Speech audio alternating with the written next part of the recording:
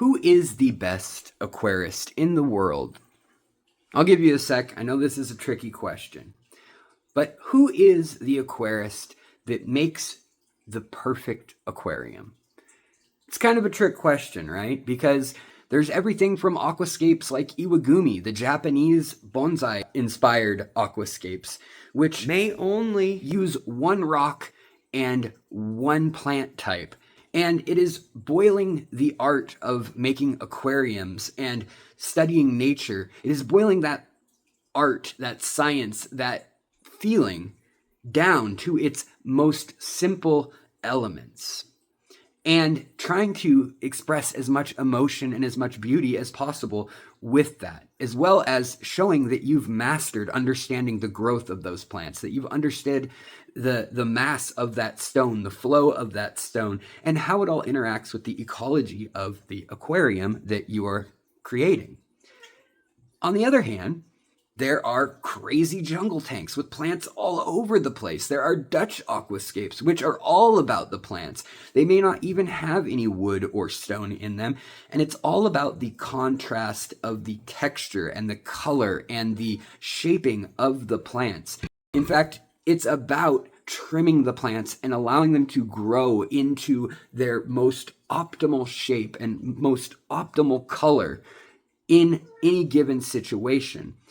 And doing so with a diversity of plants from all over the world to make a bouquet of color and beauty. Now, there's also the idea of something like a biotope aquarium. A biotope aquarium is the idea of bringing a slice of nature right into your house. So the idea of bringing in the right substrate, the right type of stone, the right temperature of water, the right pH, the right chemistry, the right fish, plants, so on and so forth. The details become absolutely critical. And just having one species that was introduced and not endemic to that ecology that you're trying to replicate can ruin the whole feel. You should be able to go get someone from Papua New Guinea and bring them to a aquascape of Papua New Guinea that is a biotope aquascape and show them it, and they would say, yes, this is the creek from my childhood where I grew up. These are the fish I remember. This is the smell I remember. There's this fruit pod in the water. There's the tannins are perfect, the flow, the oxygen. And all of this is beautiful and all of this is interesting as aquarists, right?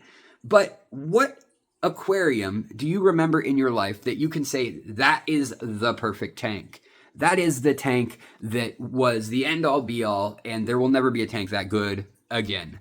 For me, that's laughable to think of a tank. I think each of these tanks can teach us something, and that there are hundreds of aquarists and aquascapers and scientists and botanists and fish breeders, ichthyologists and hobbyists fusing all these different points of interest, of data, of passion, of knowledge, and of learning together into different columns and different categories of what it is to be an aquarist.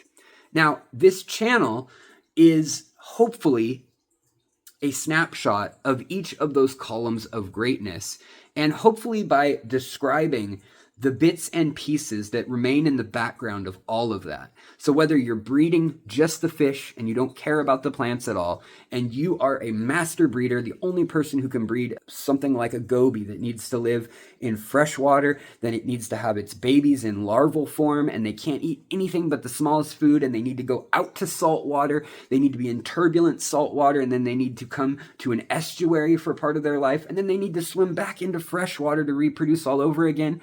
People who can recreate those conditions and unlock the mysteries of those fish by studying them, to me, that's just as impressive as somebody who is making that perfect Iwagumi aquascape, or somebody who is hybridizing or making tissue cultures out of plants. And to me, there is no one aquarium style that I think is correct. And I hope you've taken that away from this channel at this point. If you've been with me some time, you know the saying that there's no right way to do it. There may be a few wrong ways to do it. And that's the aquarium hobby in a nutshell, right? Because as long as the fish are growing, living, and are prosperous, healthy, happy, you're doing a good job. As long as the plants are growing, prosperous, healthy, happy, looking good, you're doing a good job. And if any one of those things starts to falter, or maybe the health of the ecosystem as a whole, or the substrate, if that starts to falter, then you've got the other element of how it looks, right? So I think we can easily say that people like Ivan Mikolji have shown us, when they go out into the Orinoco, they go out into the Amazon, and they show us these algae-covered logs full of silt and mulm and mud that you can barely see through, yet there is a crazy biodiverse load of all sorts of beautiful fish living amongst it and eating the fungi and bacteria and algae, that there is a place and time for even what we would say is mucky and dirty and dingy. And maybe a biotope aquarium, or maybe trying to breed those really tricky fish, is a place and time for that.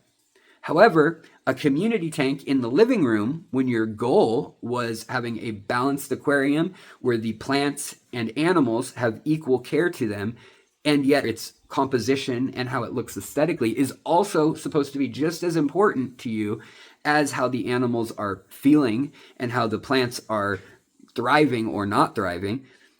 That, to me, is what you need to decide, and what is going to determine what is the perfect aquarium for you. Who is the perfect aquarist to you? It's whoever creates that feeling that you can't describe, that wow, that sitting down and wanting to look at it for hours and being at peace.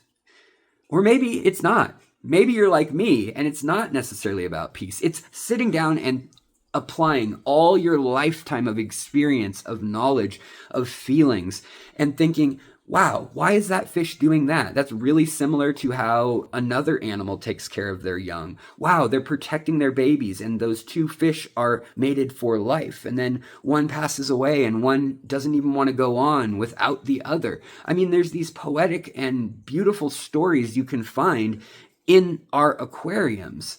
Sometimes it's just the fact that, the science behind what plants can grow in different extremes, or what the composition of the soil or substrate or filtration or mechanics of the aquarium are. Maybe it's even the industrial design and the lighting, and you're just a tech nerd that just loves the newest, latest, greatest, and most beautiful things that humans have crafted to go with our aquarium and to help us in these processes.